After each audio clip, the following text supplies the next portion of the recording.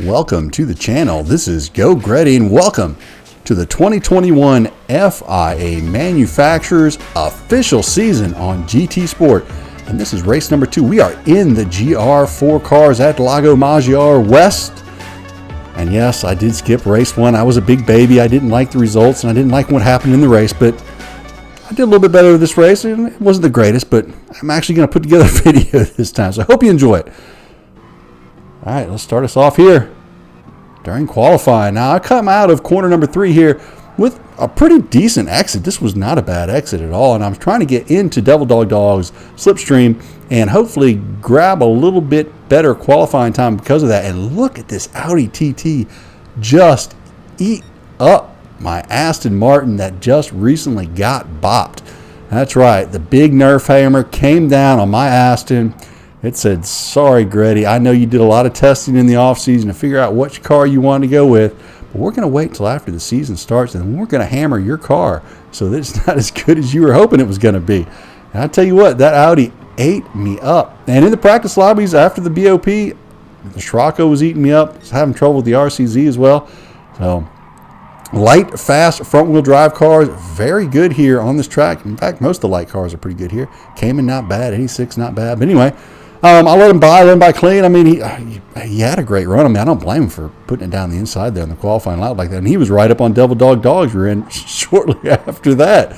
I'm sure Devil Dog Dog wasn't too happy about him being that close to him at the end of the lap, as obviously he'd already made a good lap. He's going to cross the line here, and he is going to finish in P1. I'm going to run at 128.902, but then instead of exiting, he dies here in front of Devil Dog Dog, goes off into the wall. So anyway, it's good for a P7 for me. Not the greatest lap time. I would have liked him down about the mid 128s before the BOP. I was hitting the low 128s pretty regularly, but after the BOP, I'm struggling a little bit in this car. Kind of upset about that, but yeah, what are you going to do about it? You know, I've already picked the manufacturer, so gotta stick with it. All right, well, Ole Greddy brings us to the start of the race. Race strategy is, there is no race strategy. That's right. It is hard tires the whole distance. No need for fuel, although the way I'm driving the Aston, kind of wringing out the gears a little bit, it can get pretty close to running out of fuel at the end if you're not careful. So I got to kind of keep an eye on it.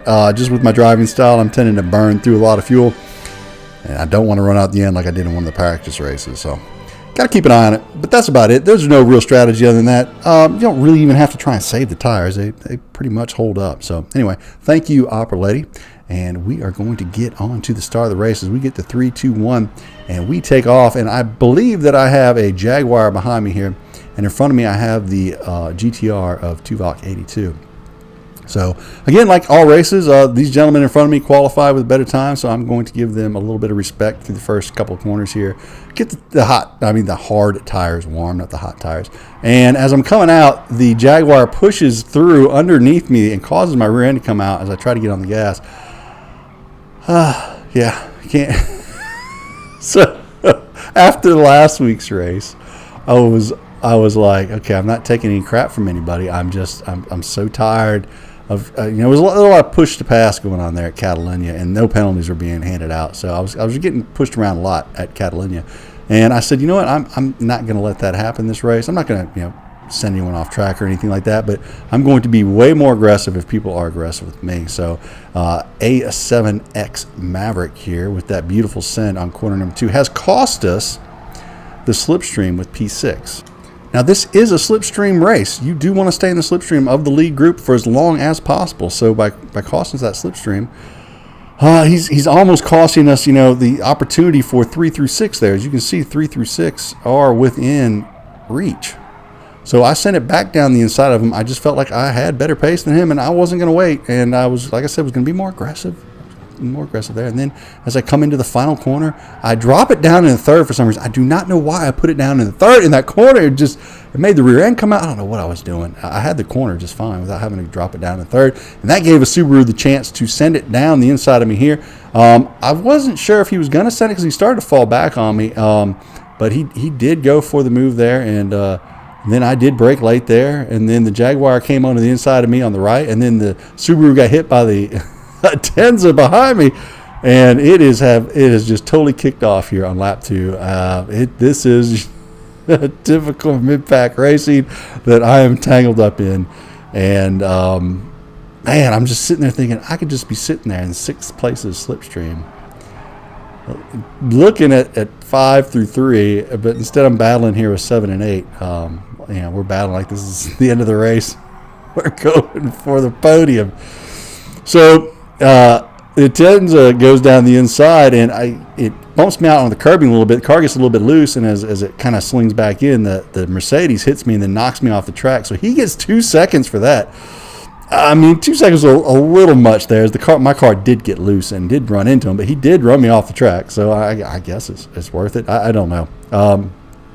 You got to be careful. You got to be careful when you send it, I guess. So I get on my brakes there, and the Brazilian behind me peeks down the inside like he's going to send it, trying to get me to brake late, I think, and I didn't fall for it. So I braked at my normal braking point. Yeah, good job there, Greddy. And I have got to find my way back up front. I'm all the way back in P10 now. So I have fallen from P7 all the way back to P10. And luckily, I'm going to pick up a free Greddy pass right here as P9 serves his deserved penalty for running the precious me off the track. So fast forward on to lap number 4. I've caught back up to a 7X Maverick, who kind of started us all off in this little battle. I get a nice little run down the inside. A big banky boy broke a little early there, so I get a nice exit. So I get alongside him as we go through the S's. I squeeze him to the inside a little bit because I want the inside on this corner, so I can cut it here and hold the corner on him, and I do that. So that cut the distance, and you cut distance, and you cut time, and therefore it put me in front of him. And park it right there nicely on the inside line there of the double apex here at Lago Maggiore. Heading down towards the last 2 corners. Just need to hold him off heading into the long straight here. So I parked it there again on the apex. I needed a good last corner. Kept it in 4th this time instead of dropping it into 3rd like I did last time. Get a nice exit, and now I'm getting a run here on P7. So fast forward on to lap 5. Try and get another good final exit. Went down to 3rd that time as I wanted the car to rotate a little bit more. I felt like I was going a little deep. Was able to hold it up in the mid-90s, so it wasn't a bad drop down to 3rd gear. There. Did something right for a change. Now I'm looking to the inside. I'm trying to do what the GTR did to me and make him brake late. And I broke right before the 2 orange cones. Was able to keep it down the inside. And that caused him to go a little late in the corner like it did to me earlier. So I go down the inside of the Atenza there. He's trying to get to that inside curb. I am sitting there, so I won't let him have him. But I do give him room along the outside and make the pass. So, again, Greddy being a little more aggressive this race. And I don't know if the Atenza didn't like that or if he just totally missed his brake marker. He hits me. Luckily, I was on the brakes there, so I just held the brake. So a little donkey punch dirty racing tactics there, just staying on the brakes. It kept me from running off the track and losing control, and he was unable, even after hitting me, to stay on the track. So I kind of felt like that was on purpose. Don't know, maybe not. Tell me what you think in the comments. But he's not able to catch me through the double apex section. He gets in a little tussle with the gentleman behind him, and that is good enough to let me break slipstream as I'm heading towards the final corner. I get to breathe a sigh of relief as I pull away from the mid-pack mayhem. And now I get to finally put my head down and just try and get some fast laps in. So to start it off, lap 7 here, we are 3.68 seconds down.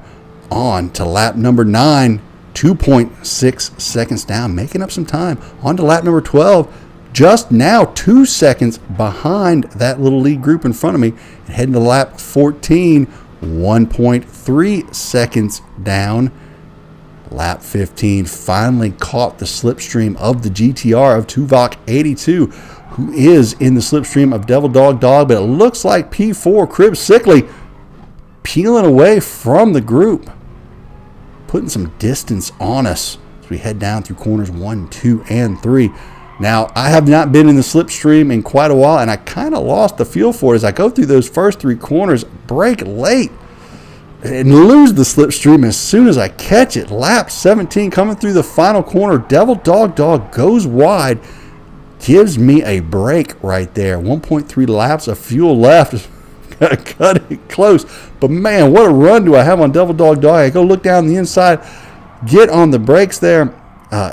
turn it in, give him room on the outside. Don't run him off the track. Trying to go clean here at the end of this race. Devil dog. These guys up front didn't do anything to me, so going to give them the respect that they deserve. Get down on that inside apex. A little slow through there, but I want to get on the gas early. Try and get a run on the Porsche up this straight because I know the Aston, even with the BOP, is still a little bit faster than the Porsche that they BOP'd last season, which is why I did not go with Porsche last season or this season. Devil Dog moves out to the inside to protect the inside line, going into Big Banky Boy. I'm heading down the outside. I get on the brakes early there. Devil Dog gets on the brakes a little bit late. I send him down the inside of Big Banky Boy. Get on the gas early. Got a bit of a run coming up the right-hand side. Going to do like I did early with the Jaguar and keep it clean and leave him just enough room because I want to cut this corner up here and try and get out in front of him. I get off the gas just a tiny bit to make sure I don't run into him and run him off track. Devil Dog stays on there. He comes in behind me. I park it on the apex right here. I know this is where the Porsche is really good, and honestly, it's got me a little worried. So I just want to put it right on the apex to keep that very quick Porsche in the corners from being able to come back around. Now, you see there, if I hadn't parked it on the apex, he would have had to run on me on the inside, but I left it down there on the inside. Park it down the apex here again in the last corner. He's got to go around the outside in the Porsche, and even as good as the Porsche is in the corners, he's not going to be able to. I managed to pull into P6 after falling back to P10 due to that aggressive start by the folks behind me. Able to pick up 191 points for my manufacturer's season and about 900 DR. So I was happy with that race. Called it for the night. Get away from this track. It is just too much dive bombing. So anyway, hope you enjoyed the race. Hope you enjoyed the commentary. If you did, hit the like and or subscribe. Come back and check out some more. So for myself, Geauxgreddy, y'all have a great evening. DJ Clean, take us out of here.